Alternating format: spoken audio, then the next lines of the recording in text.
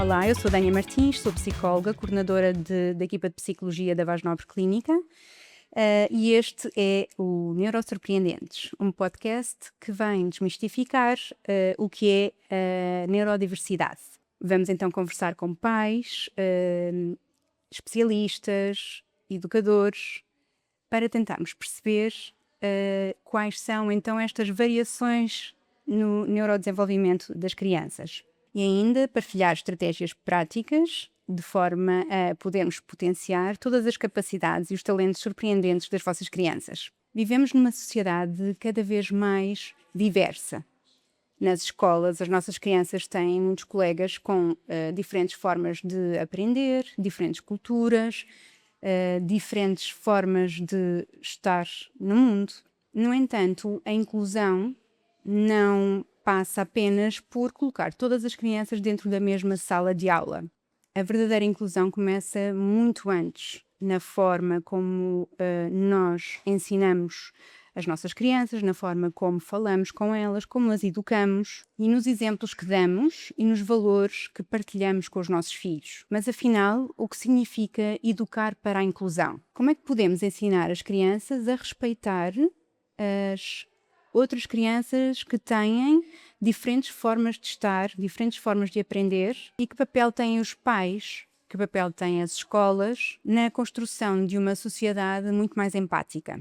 É precisamente sobre isso que vamos conversar hoje aqui, e para isso eu tenho comigo o Gonçalo Oliveira, criador do projeto Pai para Toda a Obra, que tem dedicado grande parte do seu trabalho a promover uma parentalidade consciente, inclusiva e livre de preconceitos, partilhando também a sua experiência enquanto pai pela via da adoção numa família homoparental. Gonçalo, para Olá. começarmos, o que é que significa para ti ser um pai inclusivo? Antes de mais, obrigado pelo convite. Para mim é sempre, de facto, um prazer e uma honra falar de parentalidade e falar de inclusão, portanto, muito obrigado por me convidarem para estar aqui. Ser um pai inclusivo passa, enfim, de alguma forma eu acho que tenho essa tarefa um bocadinho facilitada lá em casa, não é? Enquanto pai, porque somos dois pais homens, não é? Somos pais, aliás, o meu filho mais velho, o Duda, costuma dizer que ele na turma dele é o único que diz os meus pais corretamente, porque os outros não têm pais, têm pai e mãe.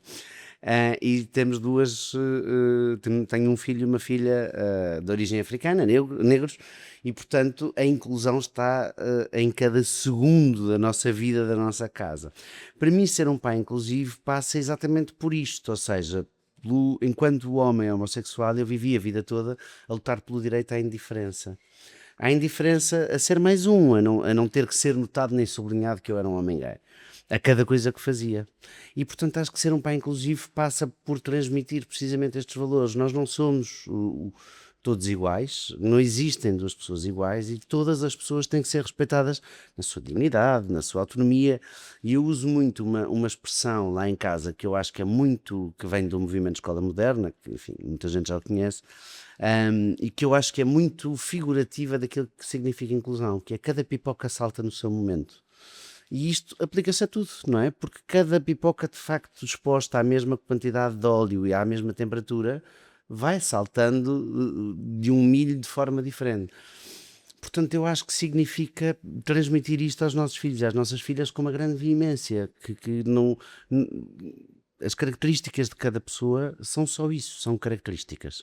E, portanto, não é válido, e para mim a tolerância zero não é válido, que as características das pessoas sejam coisas comentáveis, não são. Claro. A inclusão tornou-se assim uma palavra muito utilizada, mas na prática, o que é que significa? Como é que nós podemos educar as crianças a respeitar e a aceitar as diferenças? A inclusão passou a estar na ordem do dia enquanto palavra, mas o que se faz não é incluir, é integrar. E integrar e incluir são coisas muito diferentes. Integrar é pôr lá no meio, não é? É fingir hum, que está tudo bem só porque aceitamos a diferença. Isto é quase arrogante, na minha opinião, não é? Eu acho que não se educam crianças sem se educar pais e mães.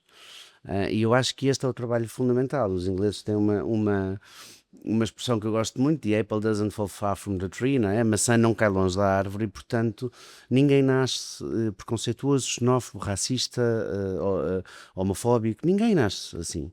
E, portanto, aquilo vem de algum lado.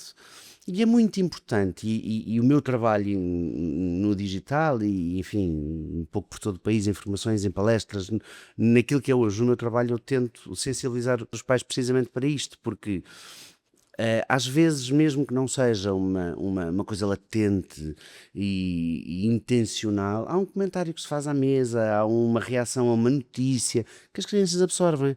Eu lembro-me que há uns tempos recebi uma mensagem de uma pessoa que me pediu ajuda, porque estava muito chocada com os níveis de racismo da criança, da sua criança. E eu disse-lhe: isso tem de vir de algum lado, não é possível. E depois, enfim, sem obviamente querer expor aqui, havia de facto uma pessoa muito significativa na vida da criança que tinha um discurso profundamente racista. Pronto, E claro. portanto, percebes? Portanto, eu acho Sim. que isto é o exemplo mais óbvio, e é isto que é importante: é quando a criança desenvolve um determinado tipo de discurso em relação a um amigo, a uma amiga da escola, tem que se perceber de onde é que isto vem.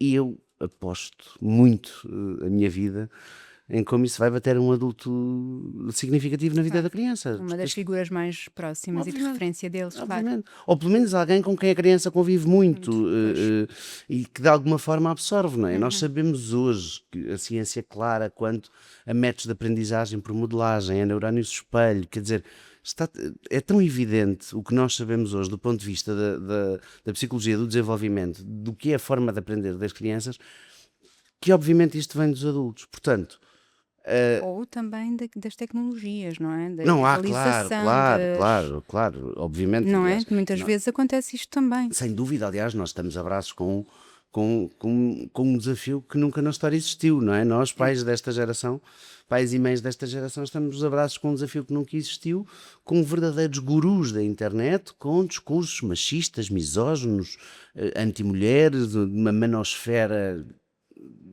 pá, Sim. desculpem, eu tenho que dizer abjeta, porque não há outra classificação, que obviamente são pessoas que acabam por ser significativas para as crianças. Mas, mais uma vez, vamos de alguma forma bater nos adultos de referência da criança, vamos Sim. bater nos cuidadores, porque uma criança que tem acesso livre a ecrãs ao ponto de ver uma coisa destas é uma criança que está a ser negligenciada.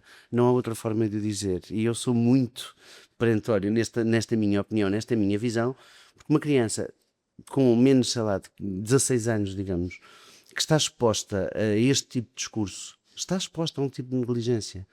Mesmo que não seja intencional, e eu não estou aqui para julgar pais e mães, não é esse o meu papel, estou aqui para ajudá-los a perspectivar a coisa de outra forma. Mas mesmo assim, mesmo que nós não sejamos ativamente os responsáveis pelo discurso não inclusivo dos filhos e das filhas, nós podemos de várias formas, como disseste bem, nomeadamente através da tecnologia, ser veículos e garantes de uma ou outra coisa. Claro. Pronto, então, claramente tu consideras que o preconceito se aprende, não é? E achas que a inclusão se ensina? Acho que a inclusão se ensina todos os dias. Acho que a inclusão se ensina. Vou-te contar uma pequenina história que ainda ontem recordei ao meu filho Duda, quando nós começámos o segundo processo de adoção, de onde vieram o Isas e a Cacá. Eu perguntei ao Duda, porque achámos que era importante ter esta conversa, qual seria a opinião dele sobre a possibilidade do irmão ser de outra etnia, de outra cor de pele, e ele pousou os talheres, olhou para mim indignado e disse: o que é que uma coisa tem a ver com a outra? Eu só quero um irmão. Portanto, quando tu retiras a família pelo sangue exclusivamente da equação, é esta a liberdade que a criança tem. Portanto, acho obviamente que a inclusão se ensina, acho que Claro. tens que ensinar as particularidades, as especificidades. Eu não deixo só, não promovo, aliás, desincentivo a que os meus filhos se refiram a amigos de escola que estejam no espectro do autismo, que tenham trissomia 21. Eu não gosto que eles digam que eles têm uma doença. Eles não têm uma doença, eles têm uma condição diferente da nossa. E eu acho que tudo conta, sabes? Todas as subtilezas contam e as palavras contam muito. Porque é Olha, muito diferente alguém ter uma condição de ter uma doença. claro, exatamente. Hum, E enquanto pai, como é que tu abordas estes temas da diversidade e da deficiência e destas diferentes culturas, diferentes tons de pele, diferentes formas de estar no mundo, diferentes modelos familiares? Quando conversas com os teus filhos, como é que tu abordas esses temas? Bom, a nossa existência por si só, como eu costumo dizer, é um ato político, não é? A existência da nossa família por si só é um ato político, não é? Nós somos dois homens e três crianças, duas delas negras, não é? Portanto, por si só, isto já é interiorizado como inclusivo. E depois há uma coisa que eu lhes digo repetidas vezes. Se alguém te agride por uma característica tua, o problema não está em ti, está em quem agride. E isto é uma coisa que eu vinco, se não diariamente, muito regularmente em minha casa. O problema nunca está em quem é agredido, está sempre em quem agride. Portanto, eles também sabem que se agredirem o problema está neles. E isso também é dito. Portanto, se vocês aproveitarem a característica de alguém para gozar com ela, então o problema está em vocês. E como temos, para além deste ato político que é a nossa família, existem também em nossa casa questões relacionadas a condições de saúde, etc., desenvolvimento, como é óbvio, não é? Estamos a falar de crianças com história de trauma. Eles sabem o que é esse lugar. Eu lembro-me que uma vez a minha filha mais nova chegou a casa e disse ao pai: hoje na escola chamaram-me preta. E eu acho que o humor pode ser altamente educativo. Disse: ó querida, branca não és, não é? Portanto, aqui chegados, vamos encarar isto e olhar para o espelho, não és branca. Se alguém usou essa tua característica para te agredir, então a pessoa tem um problema. Lamenta por ela. E eu acho que isto os empodera enquanto potenciais vítimas e que os empatiza com as condições à sua volta. Muitas vezes os pais ficam desconfortáveis quando as crianças lhes fazem perguntas sobre os outros, as outras crianças, ou que têm deficiência, ou que são diferentes, ou que têm outro tipo de cor de pele, ahm, por crianças diferentes, não é? Como é que nós devemos reagir nesses momentos? Eu acho, mais uma vez, eu acho que a reação das crianças é muito ligada à reação dos adultos. Portanto, eu acho que é muito importante que os adultos, acho isto sobre a parentalidade no geral, acho que é muito importante, desviando aqui um bocadinho do assunto, mas como exemplo, quem olha para o comportamento de uma criança e faz uma avaliação do comportamento para a frente, perdeu 2/3 da história, especialmente numa criança com história de trauma e de acolhimento, porque aquele comportamento registra, assinala uma necessidade. Não é um comportamento, aquilo não caiu do céu, não cai das árvores. Os comportamentos não nascem, não é? Revelam que há uma necessidade para ser olhada e para ser vista. E, portanto, eu acho que em tudo na parentalidade era fundamental que as pessoas tivessem capacidade para pensar a parentalidade, para estudar a parentalidade, para olhar para a parentalidade de uma forma bastante mais ampla. E eu acho que isto em relação mais ou menos a tudo, não é? Nós, enquanto pais e mães, enquanto responsáveis, eu acho que temos um privilégio tão grande, mas uma responsabilidade ainda maior de pôr cidadãos no mundo, que eu acho que devemos levar isto muito a sério e, portanto, devemos formar-nos a nós e perceber de que forma é que as nossas reações podem estar a impactar o outro. Dou-te um exemplo. Quando fui buscar o meu filho mais velho, o Duda, aparentemente ele tinha medo de cães. Estava nos relatórios que ele tinha medo de cães. Não era ele que tinha medo de cães, era a cuidadora preferencial dele na casa de acolhimento. Portanto, ele via a ter medo e, obviamente, sendo o adulto de referência, tinha medo, não é? Daquela aprendizagem vicariante, não é? Obviamente.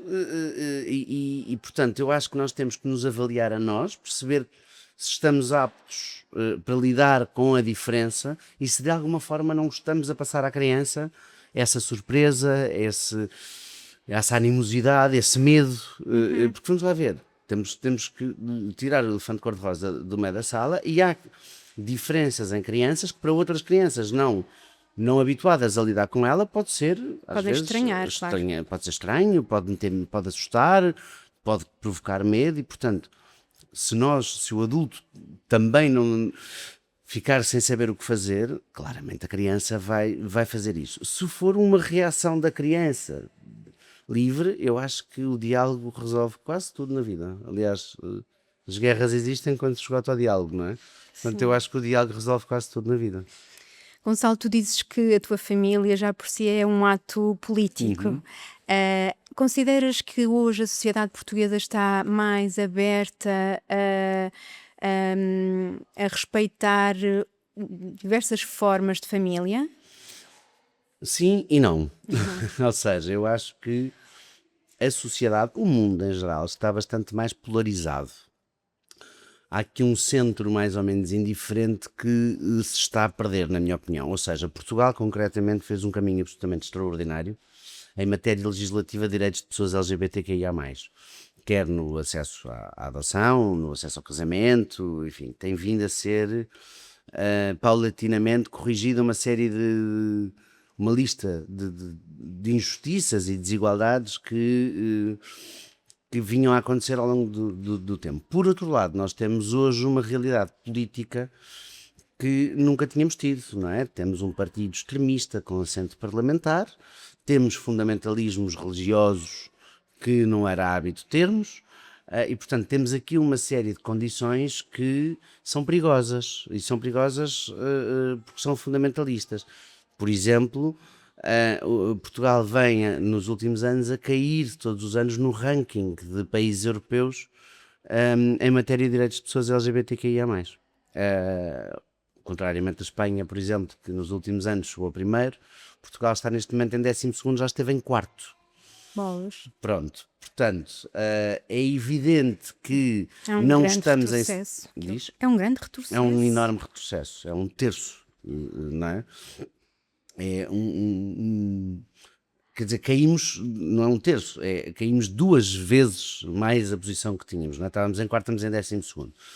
E, portanto, isto é preocupante. É evidente que no meu dia-a-dia, nas pessoas que me rodeiam, nas outras famílias, há uma aceitação quase plena, mas continuamos também aí e numa situação na escola em que uma das minhas crianças tinha que ter apoio psicológico, da psicóloga de educação da escola, apoio psicológico não é terapia, porque não se faz terapia em escolas, mas a psicóloga educacional iria acompanhá-la e o documento dizia, por ser um ato de particular importância na vida do menor, que o documento devia ser assinado pelo pai e pela mãe.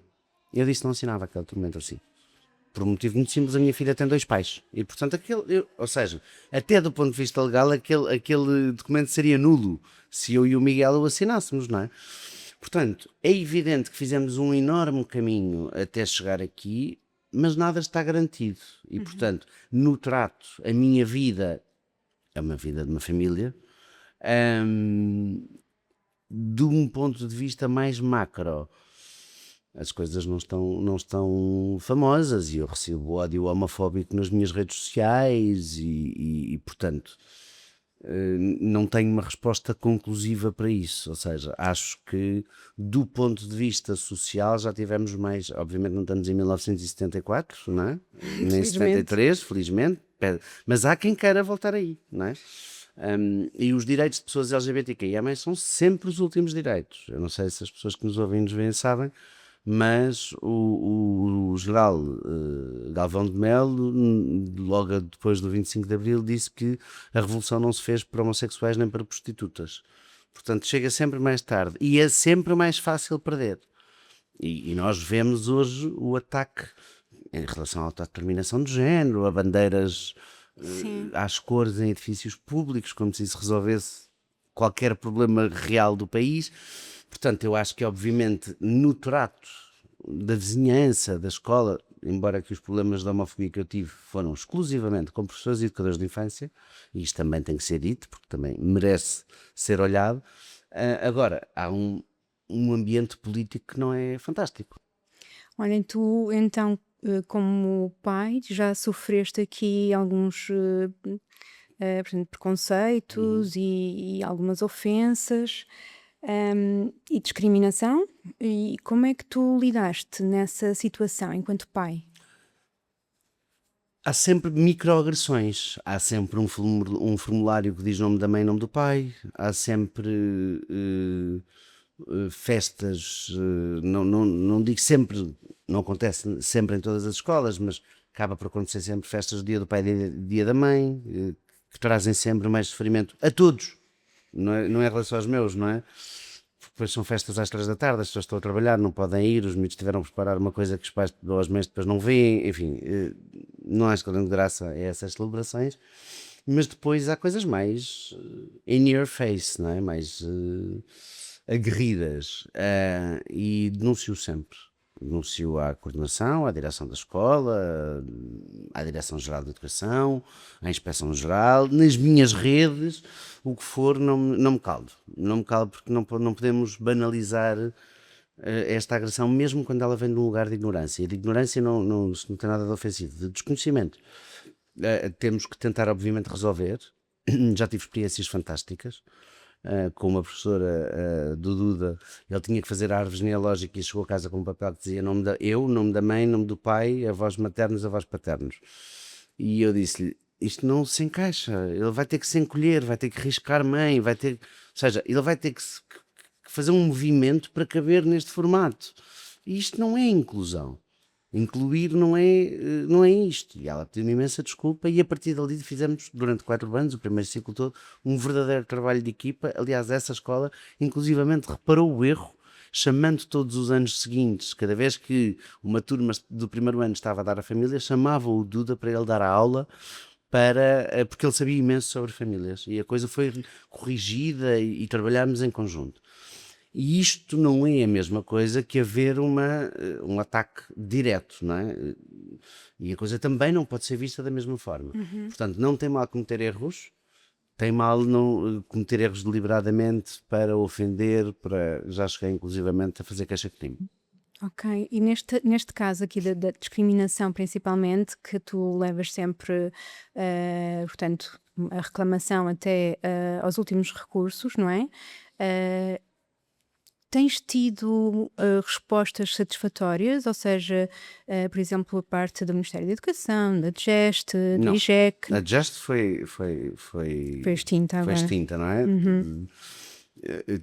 Temos neste momento um problema em mãos que, entre a autonomia das escolas, que eu sou profundamente defensor, e a ausência de canais de fiscalização e de contacto, nós estamos neste momento a braços com um potencial vale-tudo, em que, se as direções das escolas forem boas, isto é fantástico. Sim. Se as direções das escolas tiverem tiques um bocadinho autoritários, temos um problema porque não temos. Desculpem, vou usar assim uma coisa mais banal. Vamos nos queixar ao Tota, literalmente. Pois. Não há muito a quem recorrer, mas enfim, mas as instâncias policiais estão aí. Eu acho que é ponto de honra, deve ser ponto de honra não nos permitirmos sermos maltratados. Claro. Portanto, o tempo em que eu levei, fui agredido fisicamente na rua, simplesmente por existir, já passou. Isso até pode voltar a acontecer, mas não com o meu silêncio, como eu fiz há 30 anos, quando não podia, porque nem a polícia aceitava uma queixa destas. Portanto, acho que é super importante não nos calarmos, e escalarmos, e escrevermos, e deixar escrito. E há órgãos, ainda assim, está difícil. As vias do Ministério da Educação foram completamente dilaceradas por este governo, portanto é muito difícil neste momento haver. Conseguirmos encontrar um canal para denunciarmos o que está a correr mal, não é? Mas isso não. Atos de discriminação, por Obviamente, exemplo, não é? Que era uma coisa que a GEST fazia muitíssimo bem e neste momento não faz, mas Inspeção-Geral, Ministério, Comunicação Social, não se calem, é não nos calarmos. Consideras que as escolas neste momento estão a fazer o suficiente para assegurar aqui uma maior inclusão ou ainda há muito trabalho agora para fazer? Há imenso trabalho a fazer, na minha opinião, em todas as frentes. Ou seja, eu tenho uma experiência e tenho uma das minhas crianças tem apoio, tem ensino especial. E eu só posso agradecer à professora Margarida e à professora Isabel. Eu faço questão de dizer os nomes delas porque são absolutamente excepcionais. São professoras de quem eu tenho o telemóvel pessoal, que comunicam comigo, que desenvolvem um trabalho em verdadeira parceria. E as minhas experiências com o ensino especial têm sido genericamente positivas, umas mais do que outras, como é evidente, mas têm sido genericamente positivas, Mas eu não vivo numa bolha, não é? E não deixa de me preocupar, enfim, enquanto pai, enquanto ativista, enquanto finalista de psicologia, enquanto futuro psicólogo, enquanto, sei lá, orientador parental, não deixa de me preocupar a vida dos outros e a vida de quem sofre muito nas teias de tudo isto. As escolas não têm recursos. Não há professores, não há auxiliares, não há dinheiro para nada, e isto é um problema estrutural que obviamente não desculpa nenhum tipo de maltrato, e nós temos assistido a coisas profundamente preocupantes, com crianças do espectro do autismo a serem maltratadas, enfim, há muito pouco tempo passaram várias reportagens em relação a este tema, e isto é muitíssimo preocupante. Por outro lado, também não podemos ignorar estados de exaustão das pessoas. Portanto, eu acho que o problema é profundamente multifatorial. Não há formação, é difícil entrar nas escolas, é difícil que as escolas se abram, e este, para mim, podia ser o princípio da resolução do problema. Ou Claro. seja, nós não temos recursos, não há pessoas, está tudo péssimo. O que é que podemos fazer com aquilo que temos? E isto só é possível se as escolas se abrirem. E na esmagadora maioria das situações não se abrem. Pelo menos nas situações como chegam. Acho que este tinha que ser o pontapé de partida para uma maior inclusão. Porque o que não há nós já sabemos. Então vamos focar-nos no que há. Há o quê? Há vontade de fazer. Há dentro da comunidade educativa pais e mães com maiores. Eu já me ofereci para ir dar formação sobre cuidados sensíveis ao trauma, porque havia várias crianças naquele agrupamento com história de trauma, e uma vez entrei na escola e vi 3 auxiliares desesperadas a chorar, a dizer: ajude-me que eu não sei o que é que hei de fazer, este miúdo, eu não sei o que é que hei de fazer, eu não sei lidar com isto. E isto resolvia-se com formação, isto resolvia-se de portas abertas. E eu disse-lhes: eu já me ofereci para vir à escola gratuitamente dar essa formação, por ser uma escola que me é cara, que me é próxima, e as auxiliares a pedir formação que não lhes chega. Portanto, acho que temos de começar por aí. Acho que temos de começar com aquilo que é possível fazer. E, portanto, da minha parte, estarei sempre disponível. Obviamente não posso fazer todas gratuitamente, tenho a boca para alimentar lá em casa, Claro. mas Sim, mas se calhar como tu também há muitos outros pais, obviamente, mães obviamente, e pessoas da comunidade que obviamente, gostariam de poder ajudar e contribuir, porque de facto a educação é aqui o nosso pilar obviamente, fundamental, não é, da obviamente, nossa sociedade. obviamente. Portanto, se queremos melhorar é mesmo através aqui da educação. E repara, Dani, voltando um bocadinho atrás na conversa, porque estas conversas são mesmo assim, são circulares, que tipo de modelagem é que tu estás a transmitir a estas crianças quando excluís a diferença? Pode ser uma exclusão por desconhecimento, lá está, pode não ser uma exclusão ativa,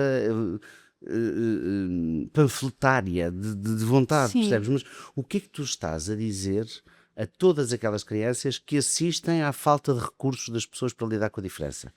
É isto que tu lhes estás a dizer. É que é legítimo tratar a diferença como sendo menos pessoas do que as outras.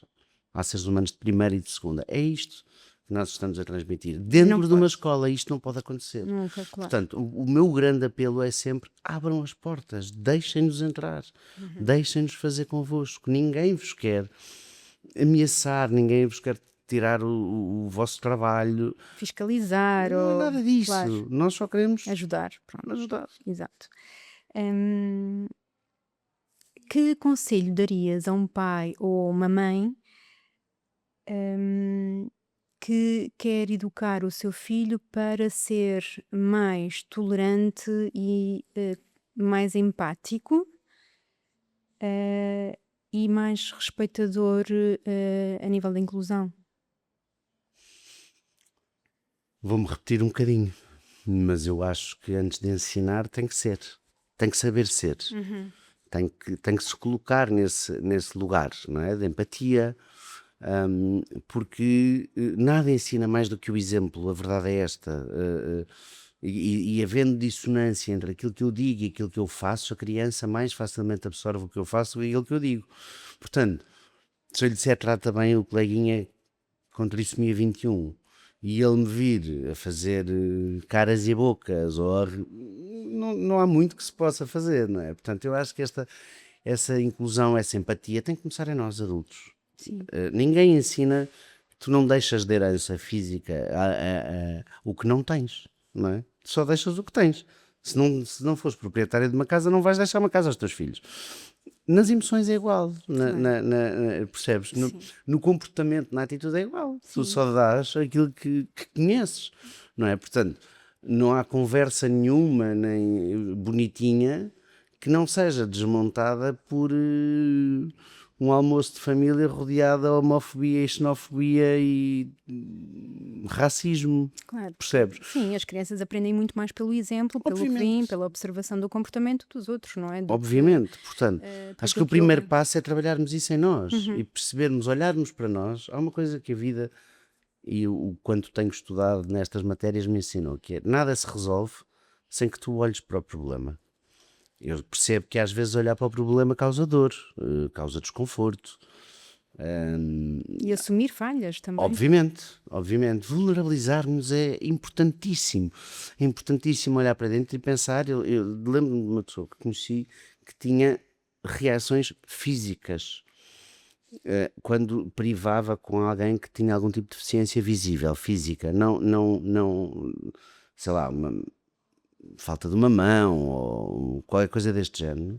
Eu vi essa pessoa a ter suores frios, ficar branco e quase cair. Vamos lá ver, esta pessoa, e essa pessoa sentia-se muito mal com isto, Uhum. ficava mesmo desconfortável de ter esta reação. Mas então temos que olhar para ela, de onde é que ela vem, o que é que se passa aqui, não é? E eu sei, era uma pessoa próxima, eu sei que não era uma pessoa que se sentisse bem naquele lugar, mas então temos que olhar para nós, temos que perceber o que é que nos causa desconforto, o que é que nos dói, assumir que podemos melhorar e depois então termos ferramentas para transmitir isso aos nossos filhos e às nossas filhas. É assumir que eles são, eles não são mini-adultos, mas que são pessoas independentes de nós. E portanto, se falhaste com eles, pede-lhes desculpa. Porque isto ensina-lhes empatia, isto ensina-lhes que quando magoas alguém, e nós magoamos imensas vezes os nossos filhos, eh, isto, pelo exemplo estás a ensinar-lhe que se magoares alguém deves pedir desculpa. Claro. Peçam desculpa aos vossos filhos, não tem problema nenhum. Não? Digam-lhe, olha, irritei-me, fui injusto, não devia, Sim, é desculpa. fundamental, é Obviamente, fundamental. obviamente. Sim, e mesmo enquanto adulto também assumirmos que se calhar no passado fomos adolescentes que falhámos muito, que errámos muito com os outros, mas hoje, enquanto adulto, tive estas falhas, mas se calhar agora consigo fazer diferente, não é? Consigo melhor ou pior, não sabemos, mas podemos tentar Vamos lá fazer ver. diferente, apesar dessas falhas que tivemos. Enquanto não estivermos deitados dentro de um caixão, vamos sempre a tempo de mudar. Sempre, até o último dia. Claro. Eu já defendi coisas, influenciado pela minha história de vida, para tu teres ideia, quando eu era adolescente era inimaginável que eu viesse a poder ter a família que tenho hoje. Não era imaginável. E eu achava, fruto do que a sociedade me dizia e me mostrava, que de facto eu não era digno de ter uma família. Porque se eu era homossexual, tinha que assumir como consequência não ser pai. E eu defendia isto ativamente. Quer dizer, nada podia ser mais disparatado do que isto para quem olha para mim hoje, não é? É fruto das circunstâncias. Às vezes, eu costumo dizer, por exemplo, em relação ao machismo, o machismo só faz vítimas. Só faz vítimas. Obviamente que as principais são sempre as mulheres, mas também o homem também é vítima do seu próprio machismo, porque não se vulnerabiliza, porque não pode chorar, porque não pode mostrar emoções, porque declara-se um adulto disfuncional porque não sabe pôr uma máquina de roupa a lavar. Só faz vítimas, há coisas que só fazem vítimas e o preconceito só faz vítimas. Mais, obviamente, quem é atacado, quem sofre o preconceito, mas o preconceito você também não ganha nada com isso. Claro. Olha, para terminarmos, que conselho é que tu darias aos pais e mães ou aqueles que estão a tentar agora dar esse passo, mas que não têm esta família tradicional ou não vão formar esta família tradicional? Olha, ainda ontem no meu Instagram, alguém numa caixa de perguntas me perguntava se eu só pudesse dar um conselho aos pais e mães, o que é que eu diria? E eu dei que é um chapéu muito grande, que é peçam ajuda. Não tem mal nenhum pedir ajuda. E pedir ajuda é pedir ajuda ao vizinho ou à mãe do colega da escola para ficar um bocadinho com eles, para nós irmos respirar ali meia hora, namorar um bocadinho, retemperar energias e voltar, ou pedir ajuda para conhecer melhor as cabeças dos miúdos, o desenvolvimento. Eu acho que é fundamental. Acho que é fundamental olhar. Vivemos em sociedade e é fundamental pedir ajuda. E a ajuda não tem que ser profissional, mas pode ser profissional. E eu acho que esse será talvez sempre o meu maior, porque é muito importante conhecer. Eu, quanto mais estudo, mais, e tu és psicóloga, sabes isto melhor do que eu, quanto mais estudo, mais me apercebo o quanto nós atribuímos significado a comportamentos que não têm esse significado. Aquela coisa do com 6 meses está a chorar no carrinho, isto é manha. Não há manha com 6 anos, gente. Isso não existe. Portanto, acho que é muito importante para qualquer família pedir ajuda. No caso das famílias homoparentais, acho que nós devemos ser, se calhar um bocadinho polémico o que eu vou dizer, nós passamos sempre, as nossas famílias passam sempre por desafios diferentes, lá está, porque há microagressões todos os dias, porque temos sempre que estar a arriscar mãe para caber, ou arriscar pai para caber.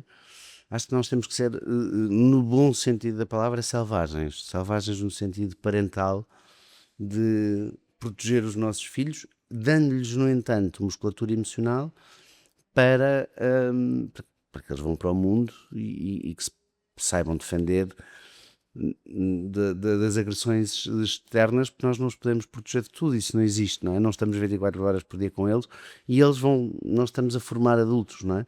É não perder isto de vista. E que eles saibam defender emocionalmente, Obviamente. não é? Principalmente. E porque eu nunca tive nenhuma ilusão quando as pessoas me dizem achas que os teus filhos não vão sofrer discriminação por terem 2 pais? Acho que vão. Claro.